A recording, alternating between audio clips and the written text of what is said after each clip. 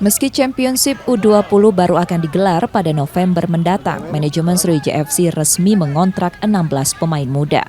Langkah ini diambil untuk menjaga talenta potensial agar tidak direbut klub lain. Sriwijaya FC juga berencana menambah 9 pemain untuk melengkapi skuad EPA U20 setelah sebelumnya merevisi jumlah rekrutan karena adanya perubahan regulasi usia. Ya sisanya dalam waktu dekat, karena kan kita kan ada beberapa pemain yang kelahiran 2006. Kemarin kan kita kan regulasinya 2006-2007. Nah ternyata ada perubahan regulasi menjadi 2007 menjadi 2008. Nah dari situlah ada beberapa pemain dari 2006 ini harus dievaluasi kembali kan.